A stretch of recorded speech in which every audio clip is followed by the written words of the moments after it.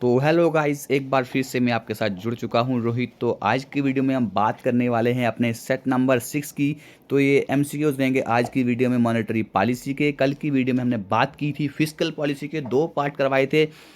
तो monetary policy के भी 2 पार्ट करवाऊंगा, ठीक है। और अगर आप VLW की तैयारी कर रहे हैं तो गाइज मैंने सुबह आपके लिए एक वीडियो यहाँ पर डाली थी रीजनिंग की। तो रीजनिंग की प्रैक्टिस हम करेंगे, ठीक है। टारगेट है उसमें हमारा 20/20, ठीक है।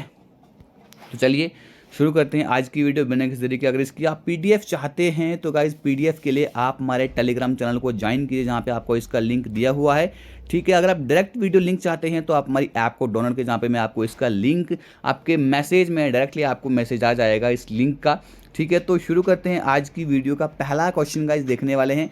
वीडियो थोड़ी फास्ट रहेगी क्योंकि आपको पता है मुझे टाइम की शॉर्टेज रहती है, ठीक है। तो आप इसको अपनी स्पीड को स्लो करके देख सकते हैं, ठीक है। तो पहला क्वेश्चन है, bank rate is the rate at which the Reserve Bank of India provides loan to. Bank rate वो रेट होता है जिसपे रिजर्व बैंक ऑफ इंडिया जो है लोन प्रोवाइड करता है किसको? पीएसयूज को, कमर्शियल बैंक्स को, प्राइवेट कॉर्पोरेट सेक्टर को, या नॉन बैंकिंग फाइनेंशियल इंस्टीट्यूशन को।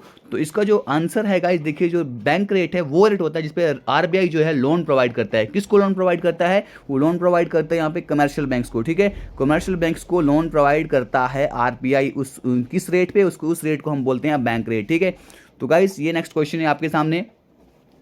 Priority sector lending by banks in India constitute lending to which of the following sector. जो प्रायोरिटी सेक्टर लैंडिंग होती है बैंक्स के द्वारा हमारे इंडिया में, तो वो कौन से सेक्टर को यहाँ पर लैंडिंग करता है, ठीक है। रिन्यूएबल एनर्जी, एजुकेशन, हाउसिंग या सोशल इंफ्रास्ट्रक्चर। तो आपको बताना है कि कौन से करेक्ट आंसर हैं इनको लेकर, ठीक है। ऑप्शन नंबर पहला है 1 और 4। आप इसको अच्छे से देखिए, 1 और 4 इनकी renewable energy and social infrastructure. तो क्वेश्चन को बड़े ध्यान से पढ़ना है, ठीक है। ये क्वेश्चन बहुत ही कंफ्यूजिंग रहते हैं। अगर आपको क्वेश्चन आता भी हो तो आप क्वेश्चन को गलत कर ले जाते हैं अगर आपने अच्छे से ऑप्शन को नहीं पढ़ा होगा, ठीक है। 1 2 and 3, 2 3 and 4 and 1 2 3 and 4 all of the, मतलब सारे ही आते हैं, ठीक है। तो इसका जो आंसर मैं आपको बताऊंगा तो उससे पहले आपको कमेंट करना है हमारी वीडियोस आपको कैसी लगती हैं। आज मैं देखूंगा कितने बच्चे कमेंट करते हैं आपको हमारी एफर्ट्स, मेरी टीम की एफर्ट आपको कैसी लगती है, मेरी एफर्ट कैसी लगती है, ठीक है।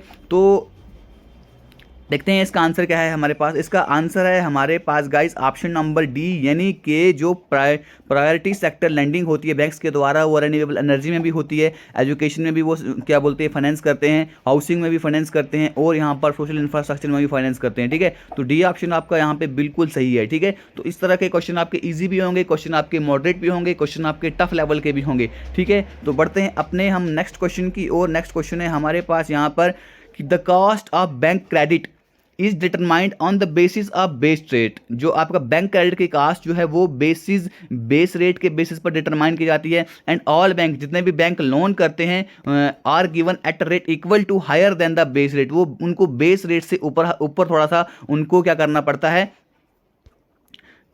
लोन देना पड़ता है। Of the following who determine the base rate. यहाँ पे आपको बताना है कि सिंपली यहाँ पे पूछा है, देखो क्वेश्चन किस तरह घुमा के पूछा है। तो ऐसे पूछ सकते थे कि यहाँ पर who determine the base rate, लेकिन आपको ऐसे घुमा के क्वेश्चन पूछा है, ठीक है। तो इस तरह के क्वेश्चन आपके एग्जाम में पूछे जाते हैं। तो यहाँ पे बताया है ऑप्शन ए कि यहाँ पे आरबीआई इसको फिक्स करता है, फिर कहता है कि मिनिस्ट्री ऑफ फाइनेंस इसको फिक्स करती है, फिर कहता है कि इसको जो मार्केट फोर्सेज होती है सप्लाई एंड डिमांड क्रेडिट की, तो उसके द्वारा यहाँ पे इसको फिक्स किया जाता है। फिर कहता है कि डिटरमाइन द बैंक कंसर्न, जो कंसर्न बैंक है वो इसको यहाँ पर फिक्स करता है बेस रेट को। तो सिंपली गाइस आपको बता दूं कि जो कंसर्न बैंक है, ठीक है, तो वो यहां पर बेस रेट को क्या करता है, फिक्स करता है, ठीक। तो बढ़ते हैं अपने नेक्स्ट क्वेश्चन की ओर। तो गाइस अगर अच्छी लगती है वीडियो तो वीडियो को लाइक किया कीजिए, कमेंट किया कीजिएगा आपको हमारी वीडियो कैसी लगती है, हमारी टीम की एफर्ट कैसी लगती है आपको, ठीक है। तो अगला क्वेश्चन है, which are the following measures who would result in an increase in the money supply in the economy. ठीक है, क्वेश्चन पढ़िए ध्यान से। Who of the following measure, यहाँ पे आपको बताना है कि कौन मेजर करता है कि हमारी इकोनॉमी की मनी सप्लाई इंक्रीज होगी, ठीक है। Sale of government security to the public by the central bank, increase in the expenditure by the government, reduction in tax collection by the government, purchase of government securities from the public by the central bank. तो आपको बताना है कि इनमें से कौन से codes यहाँ पर आपको दिए हुए हैं, तो कौन से ऑप्शन आपके करेक्ट हैं यहाँ पर। ओनली 3 यानी कि ये वाला, 2 एंड 4 यानी कि 2 एंड 4 वाला, ठीक है। उसको कहता है 1 एंड 3 वाला, ठीक है। कहता है कि 1 और 3 वाला यहाँ पर, ठीक है। फिर कहता है कि 2, 3 एंड 4 ये तीनों ठीक है। तो देखते हैं इसका आंसर क्या है हमारे पास। इसका आंसर है ऑप्शन नंबर डी, यानी कि 2, 3 एंड 4, ठीक है। 2, 3 एंड 4 यानी कि increase in the expenditure up by the government, reduction in tax collection by the government, purchase of government securities from the public by the central bank, ठीक है। तो इसका ये सही आंसर है हमारे पास। तो बढ़ते हैं अपने नेक्स्ट क्वेश्चन और प्यारे क्वेश्चन की तरफ। Consider the following statements regarding relation between marginal cost and average cost of lending. आपको यहाँ पर रिलेशन बताना है किसके बीच में मार्जिनल कास्ट और एवरेज कास्ट होती है लैंडिंग की, तो इनमें से कौन सा स्टेटमेंट उनके रिलेशन को लेकर करेक्ट बैठता है। तो ऑप्शन ए है आपके सामने, average cost of lending is higher than marginal cost of lending. कहता है कि एवरेज कास्ट होती है लैंडिंग की वो मार्जिनल कास्ट से थोड़ी हायर होती है। फिर कहता है कि फॉर द फर्स्ट बारोइंग के लिए एवरेज कास्ट लैंडिंग की और मार्जिनल कास्ट की इक्वल होती है। ठीक है, उस पर कहता है कि एवरेज कास्ट लैंडिंग की वो मार्जिनल कास्ट ऑफ लैंडिंग से लोअर होती है। फिर कहता है कि marginal cost of lending has no effect on the average cost of lending. ठीक है, तो 4 ऑप्शन आपके सामने यहाँ पर दिए हैं, रिलेशन बताना है आपको मार्जिनल कास्ट और एवरेज कास्ट ऑफ लैंडिंग के बीच में। तो इसका जो answer that is option number B, यानी कि फॉर द फर्स्ट बारोइंग। तो अगर कोई फर्स्ट बारोइंग हो रही है, पहली बार बारोइंग हो रही है, तो जो एवरेज कास्ट ऑफ लैंडिंग और मार्जिनल कास्ट ऑफ लैंडिंग जो होती है वो दोनों ही इक्वल होती हैं। ठीक है, तो ये आपका यहाँ पर सही ऑप्शन बैठता है इस क्वेश्चन को लेकर। ठीक है, तो गाइज आप लाइक करते रहा कीजिएगा क्योंकि यही हमारी मोटिवेशन होती है। ठीक है, क्वेश्चन है हमारा, which of the following measures can be use to reduce inflation. तो कौन सा मेजर हम यहाँ पर ले सकते हैं जिससे हम इन्फ्लेशन को रिड्यूस कर सकते हैं, इन्फ्लेशन को कम कर सकते हैं। हम अपने CRR यानी कि जो हमारा कैश रिजर्व रेशियो होता है उसको हम क्या कर सकते हैं, बढ़ा सकते हैं। उसके बाद हम SLR को यानी कि स्टैट्यूटरी लिक्विडिटी रेशियो को हम बढ़ा सकते हैं। रेपो रेट को हम इंक्रीज कर सकते हैं, रिवर्स रेपो रेट को इंक्रीज कर सकते हैं। ठीक है, ये सारे रेट्स अगर आपको जानने हैं, अगर आपको कंप्लीट इकोनॉमिक्स के लेक्चर जानने हैं तो आप हमारी एक प्लेलिस्ट है। ठीक है, उसको यहाँ पर आई बटन भी आपको यहाँ पे बीच में शो होगा, तो वहाँ पे आपको प्लेलिस्ट आ जाएगी, तो आप उसको देख सकते हैं। ठीक है, अब आपको बताना है कि इनमें से कौन से मेजर हम ले सकते हैं जिससे हम इन्फ्लेशन को कम कर सकते हैं। 1 और 2 ऑनली, यानी कि CRR और SLR को बढ़ा सकते हैं। फिर कहता है कि 1, 2 और 3 तो रेपो रेट को बढ़ाएंगे SLR CRR के साथ साथ। फिर कहता है कि हम रेपो रेट को और रिवर्स रेपो रेट को कम कर देंगे तो उससे हमारा इन्फ्लेशन कम हो जाएगा। फिर कहता है कि सारे ही ऑप्शन हमारे ठीक है। तो इस क्वेश्चन का जो आंसर है ऑप्शन नंबर सी, यानी कि ऑप्शन नंबर बी, यानी कि अगर हमें इन्फ्लेशन को कम करना है तो CRR को बढ़ा देंगे, SLR को बढ़ा देंगे, रेपो रेट को बढ़ा देंगे। ठीक है, तो अभी आप मुझे कमेंट करके बताएंगे कि अभी हमारा CRR कितना है, कितना परसेंट है, SLR अभी हमारा कितना परसेंट है, और अभी हमारा रेपो रेट जो है वो कितना परसेंट है। ठीक है, ये 3 चीज़ें मुझे आप कमेंट करके बताएंगे। देखो कितने बच्चे यहाँ तक पहुँचे क्वेश्चन नंबर 6 तक। ठीक है, तो देखूंगा कि कितने सीरियस कैंडिडेट्स हैं हमारे जो अपने एग्जाम में आगे अपेयर करने वाले हैं। CRR, SLR and repo rate कितना परसेंट है, ये मुझे कमेंट करके बताएंगे आप लोग सर्च करके, क्योंकि आपको कोई चीज़ सर्च करेंगे तो आपके दिमाग में वो लंबे टाइम तक रहती है। तो नेक्स्ट क्वेश्चन देखते हैं यहाँ पे, which one of the following is not an instrument of selective credit control of India. तो आपको बताना है कि जो सिलेक्टिव क्रेडिट कंट्रोल जो होते हैं हमारे इंडिया के, इनमें से कौन सा वो इंस्ट्रूमेंट नहीं है। Regulation of consumer credit, rationing of credit and margin requirement और रिजर्व रेशियो। तो कौन सा वो इंस्ट्रूमेंट नहीं है जिससे हम क्रेडिट कंट्रोल कर सकते हैं अपने इंडिया में। तो इसमें जो रिजर्व रेशियो जो है वो यहाँ पर इंस्ट्रूमेंट नहीं है जिससे हम क्रेडिट कंट्रोल कर सकते हैं भारत में। ठीक है, तो बात करते हैं अगले क्वेश्चन की, with reference to currency deposit ratio. अगर हम करेंसी डिपॉजिट रेशियो की बात करें, आपने इन स्टेटमेंट्स को देखना है। कहता है कि ये रेशियो होता है मनी का जो पब्लिक के द्वारा करेंसी में हेल्ड किया जाता है, to that they hold in bank deposit, जो वहाँ पे अपने बैंक में डिपॉजिट रखते हैं।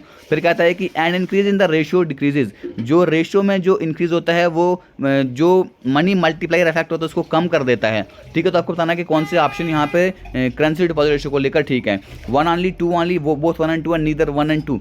ठीक है, तो इसका जो आंसर है, अगर हम करेंसी डिपॉजिट रेशियो की बात करें तो हमारा जो है ये एक रेशियो होता है मनी का जो पब्लिक के द्वारा करेंसी में हेल्ड किया जाता है जिससे वो बैंक में डिपॉजिट करते हैं। फिर कहता है कि अगर रेशियो क्या उसमें इंक्रीज हो जाएगा तो मनी मल्टीप्लायर इफेक्ट जो आपका वो कम हो जाता है। ठीक, तो बढ़ते हैं अगले क्वेश्चन की ओर।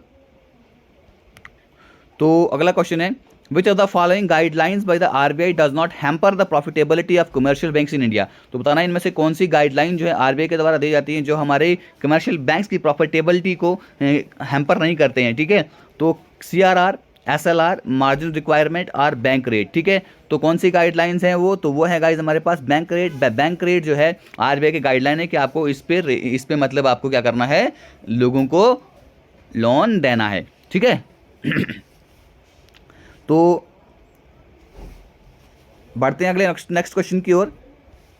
तो बहुत ही प्यारे क्वेश्चन यहाँ पर लेकर आया हूँ आपके लिए, और बहुत ही इंपॉर्टेंट क्वेश्चंस भी हैं आपके एग्जाम पॉइंट ऑफ व्यू से लेकर। तो ये ऐसे क्वेश्चन मैंने बहुत सारे एग्जाम्स में देखे हैं। ठीक है, तो banks are required to maintain a certain ratio between their liquid assets and total deposit, the ratio is called. अब बताना है तो banks are required to maintain, banks को एक कुछ रेशो मतलब कि उनको मेंटेन करना पड़ता है लिक्विड एसेट के बीच में, टोटल डिपॉजिट के बीच में, तो उस रेशो को हम क्या बोलते हैं?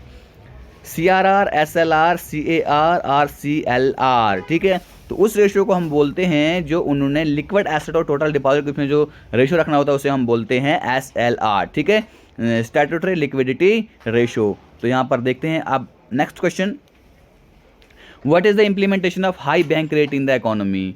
हाई बैंक रेट जो इकोनॉमी में उसकी इम्प्लीकेशन क्या है? The most of credit charged by the bank to corporate borrower reduces. Bank start lending at higher rates to various type of borrowers. The demand of credit increases on account of rise in bank rate. Commercial banks start borrowing more money from the RBI. ठीक है, तो इसका जो answer है option number B. तो high bank rate जो है economy में उसके क्या इंप्लीकेशन होती है? तो बैंक जो होता है हाई रेट पे वो लैंडिंग स्टार्ट कर देता है, जो भी उसके अलग अलग टाइप के बारोवर होते हैं उनको, ठीक है। तो नेक्स्ट क्वेश्चन है, अकाउंटिंग ईयर जो होता है आरबीआई का, वो क्या होता है? April to March, January to June, July to June, और October to September, January to दिसंबर, ठीक है। तो यहाँ पर जो अकाउंटिंग ईयर जो होता है वो होता है जुलाई टू जून, ठीक है। अब हम यहाँ पर बढ़ते हैं अपने नेक्स्ट क्वेश्चन की ओर, प्यारे क्वेश्चन की ओर। Which of the following would have inflationary effect on the economy? तो आप बताएंगे कि इन्फ्लेशनरी इफेक्ट जो होते हैं हमारी इकोनॉमी में क्या क्या पड़ते हैं। आरबीआई जो है यहाँ पर मार्केट में न्यू बॉन्ड्स को रिलीज करती है, फिर कहता है कि आरबीआई जो है रेपो रेट को कम कर देती है, आरबीआई जो है बैंक रेट को इंक्रीज कर देती है, या यहाँ पर सीआरआर को खत्म कर दिया जाता है जब इन्फ्लेशनरी इफेक्ट होता है। तो ऑप्शन है आपके सामने, इनको देखिए और आप अपना आंसर कीजिए, ठीक है। तो आपको आंसर बता दूंगा इसका। इन्फ्लेशनरी इफेक्ट हमारे पास क्या होते हैं? आरबीआई जो होता है रेपो रेट को डिक्रीज कर देती है, ठीक है। उसके बाद जो CRR होता है, ठीक है, CRR यानी कि जो आपका कैश रिजर्व रेशियो होता है उसको खत्म कर दिया जाता है, ठीक। तो यहाँ पर नेक्स्ट क्वेश्चन हम देखते हैं, टू फाइनेंस इट्स डेफिसिट, जब डेफिसिट हो जाता है the government prefers burrowing from the public over the RBI. तो उस वक्त जो गवर्नमेंट जो होता है प्रेफर करती है कि वो क्या करे, कहाँ से पैसा उठाए, पब्लिक से पैसा उठाए और द आरबीआई से पैसा नहीं उठाती है। वट उसके ऊपर बेस्ट रीजन क्या होता है? Rate of interest charge by the, कहता है कि जो आरबीआई चार्ज करती है रेट ऑफ इंटरेस्ट ज़्यादा होता है, इसलिए हम आरबीआई से पैसे नहीं उठाते हैं।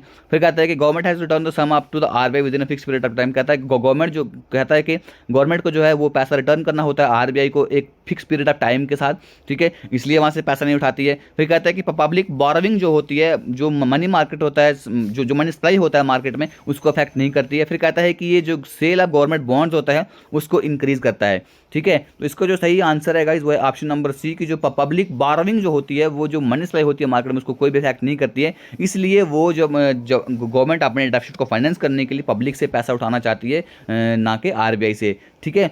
तो देखते हैं हमारा next question, which of the following situations occur during the period when the borrower and lender expect inflation? उस वक्त क्या सिचुएशन होती है, जब क्या होते हैं, जब ऐसा पीरियड आता है जब बारोवर और लेंडर जो होते हैं उनको लगता है कि यहाँ पे एक्सपेक्ट करते हैं कि यहाँ पर इन्फ्लेशन होने वाला, उस वक्त क्या सिचुएशन यहाँ पर रहती है? नॉमिनल रेट ऑफ इंटरेस्ट जो होता है वो रियल रेट ऑफ इंटरेस्ट को एक्सीड कर जाता है। फिर कहता है कि रियल रेट ऑफ इंटरेस्ट जो होता है वो नॉमिनल रेट ऑफ इंटरेस्ट को एक्सीड कर जाता है। फिर कहता है कि नॉमिनल रेट ऑफ इंटरेस्ट और रियल रेट ऑफ इंटरेस्ट दोनों सेम रहते हैं। फिर कहता है कि nominal and real rate of interest वो जीरो हो जाते हैं, ठीक है। जब बारोवर लेंडर्स को ऐसा लगता है कि इन्फ्लेशन होने वाली है, तो उस वक्त सिचुएशन ऐसी बनती है कि जो नॉमिनल रेट ऑफ इंटरेस्ट जो होता है वो रियल रेट ऑफ इंटरेस्ट से ऊपर चला जाता है, ठीक है। तो ये है हमारी वीडियो का लास्ट क्वेश्चन। तो देखते हैं, अभी तक बताएंगे, मुझे कमेंट करेंगे कितने बच्चे यहाँ पर वीडियो को एंड तक देख रहे हैं, वो मुझे हाई करके बताएंगे। हाई नहीं, वो लिखेंगे सर हमने वीडियो को लास्ट तक देखा, ठीक है। देखेंगे कितने बच्चे यहाँ पर वीडियो को लास्ट तक देख रहे हैं, ठीक है। तो देखते हैं वीडियो का लास्ट क्वेश्चन, इन स्टेटमेंट को आपने देखना है। RBI decide the extent of borrowing permitted to the government of India. Borrowing programme of government of India is administered by the department of revenue, ministry of finance. तो आपको बताना है कि इन statement में से कौन से स्टेटमेंट यहाँ पर करेक्ट है। 1 only, 2 only, both 1 and 2 are neither 1 and 2, ठीक है। इसका जो आंसर है गाइज हमारे पास, अब अच्छे से इन ऑप्शन को पढ़िए, तो इसका आंसर है आपके पास ऑप्शन नंबर डी, ठीक है, नीदर 1 nor 2। आरबीआई जो है decide the extent of borrowing permitted to the government of India, ऐसा ये ऑप्शन गलत है, ये ऑप्शन भी गलत है। तो आपकी ये वीडियो हो जाती है यहाँ पर ख़त्म। तो कल हम इसके सेकंड पार्ट की बात करेंगे, ठीक है। तो अगर अभी तक चैनल सब्सक्राइब नहीं किया, चैनल को सब्सक्राइब कर दीजिए गाइज। एफर्ट कैसी लगेगी कमेंट में लिख दीजिए, ठीक है। खत्म करते हैं वीडियो आज की। Thank you, God bless you all, जय हिंद।